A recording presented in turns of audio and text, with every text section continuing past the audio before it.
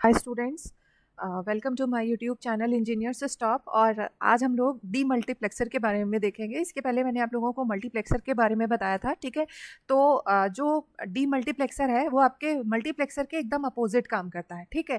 लेकिन अगर हम पूछे कि ये किस तरह का सर्किट है, तो दोनों ही, चाहे मल्टीप्लेक्सर हो और चाहे डी मल्टीप्लेक्सर हो, दोनों ही कम्बिनेशनल सर्किट्स होते हैं, ठीक है। तो स्टार्ट करने के पहले अगर आपने मेरे चैनल को सब्सक्राइब नहीं किया है तो मेरे चैनल को सब्सक्राइब कर ले और बेल आइकन को ज़रूर प्रेस करिएगा ताकि आपको फर्दर वीडियोस के नोटिफिकेशन मिलते रहें। चलिए स्टार्ट करते हैं। तो मैं जैसा बता रही थी कि आपका जो डी मल्टीप्लेक्सर है ये क्या है, एक कम्बिनेशनल सर्किट है। तो कम्बिनेशनल सर्किट का सबसे इंपॉर्टेंट फीचर है कि आप जो भी सर्किट बनाएंगे, ठीक है, उसमें कोई भी फीडबैक नहीं होगा, ठीक है। रिवर्स कनेक्शन नहीं होंगे, कोई लूप नहीं होगा, ठीक है।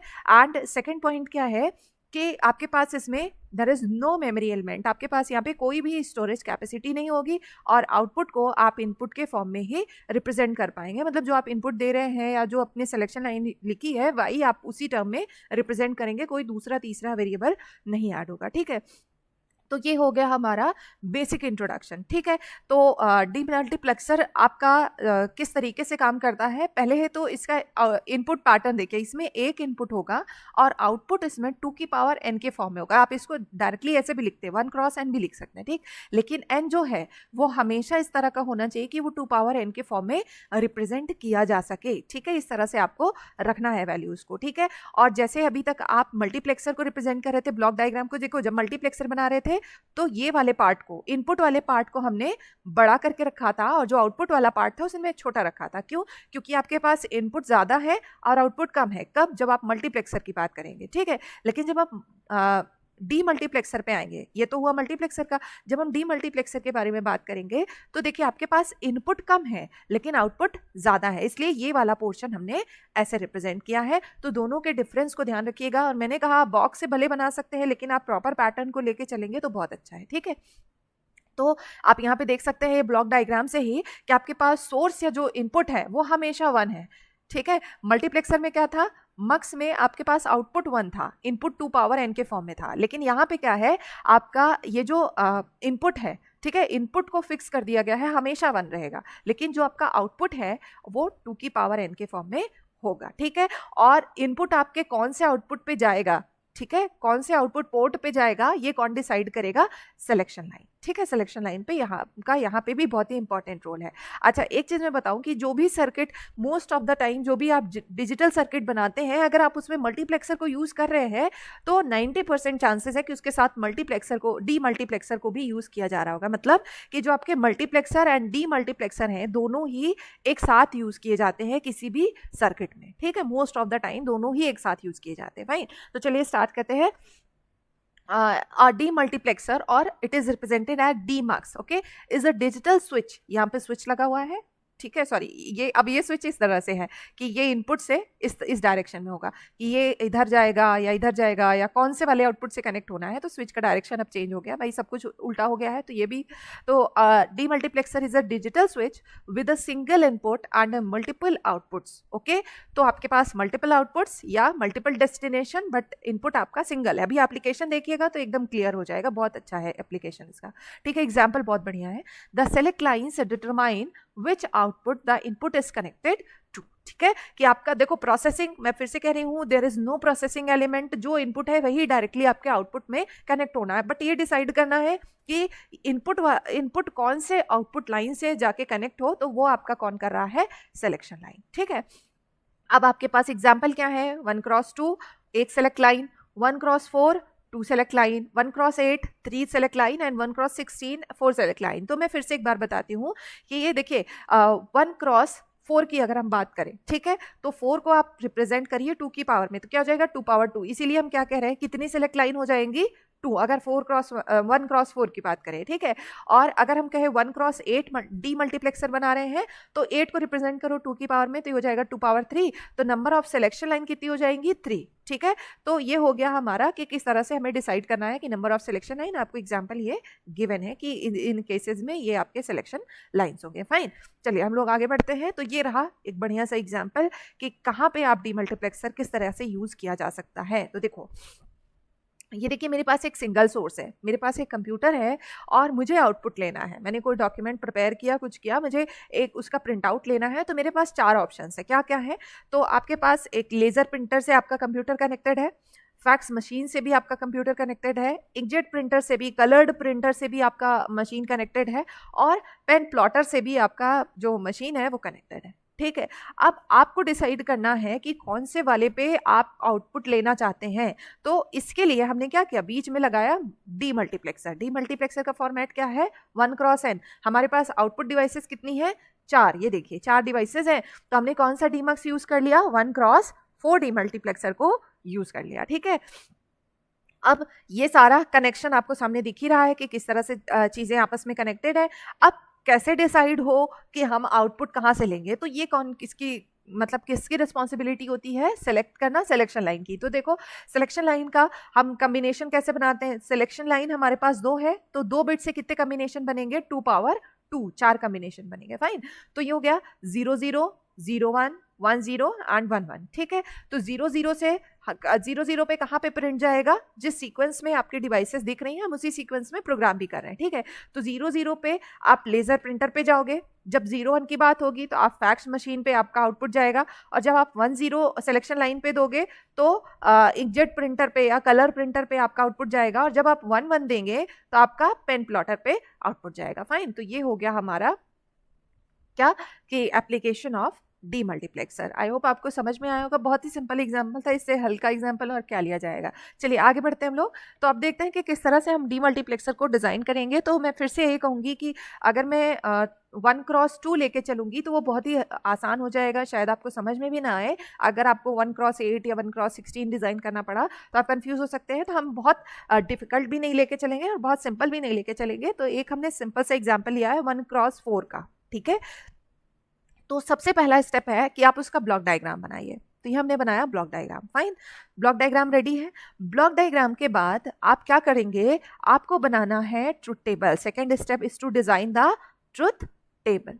ठीक है, ट्रुथ टेबल डिजाइन करना है।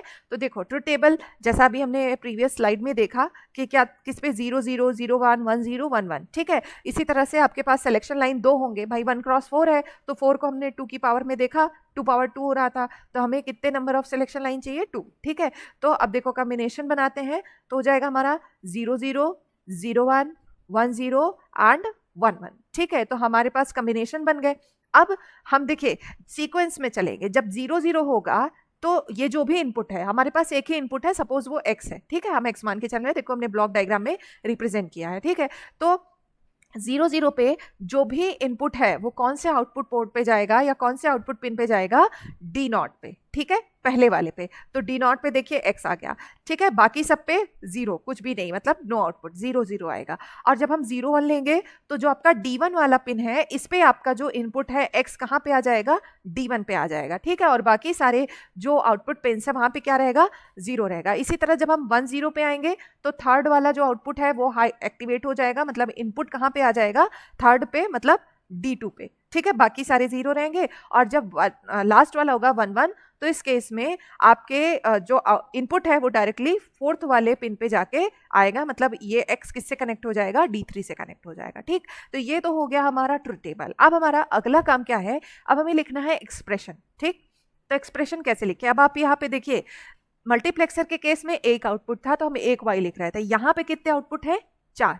ठीक है, तो लिखते हैं हम, हमारे पास y0, y1, y2 and y3। ठीक, 4 आउटपुट है, 4 आउटपुट है। और आउटपुट आपका किस पे डिपेंडेंट है? एक सिलेक्शन लाइन पे और एक इनपुट पे। ठीक, तो सिलेक्शन लाइन देखते हैं। जब y0, ये वाला पहला वाला हम ले रहे हैं y0, दूसरा हमारा y1, y2 and then y3, ऐसे हम चल रहे हैं। ठीक है, तो देखो सबसे पहले y0 की बात करें तो सिलेक्शन लाइन की वैल्यूज देखो क्या है? 0 0। तो जब 0 0 होगा तो ये जो वेरिएबल्स हमने लिए हैं हम इसको कॉम्प्लीमेंट के फॉर्म में लिखते हैं। ठीक है, तो ये हो जाएगा पहले हमारा a0 b0। ठीक है, और आउटपुट आपका क्या है? सॉरी, इनपुट क्या है? x, तो इसके साथ हम लिखेंगे x। ठीक है, अब नेक्स्ट पे आते हैं हम लोग। ठीक है, नेक्स्ट हमारा क्या होगा कि y1 के लिए हम सेकंड नंबर पे आएंगे। तो ये सिलेक्शन लाइन देखो, b की वैल्यू क्या है? 0, तो इसका मतलब हम लिखेंगे b का कॉम्प्लीमेंट। ठीक है, और a हमारा नॉर्मली लिखा जाएगा, तो ये हो जाएगा हमारा ए नॉट, ए क्योंकि नॉर्मल है तो हमने ए नॉट लिखने की जरूरत ही नहीं, हमने ए नॉट बी नॉट थोड़ी लिया, सॉरी थोड़ा सा इसको मैं करेक्ट कर लेती हूँ, ए बी लिया है ना, यह है ए और बी, नॉट नहीं है, दोनों का कॉम्प्लीमेंट है, ऐसे A complement and B complement, ठीक है।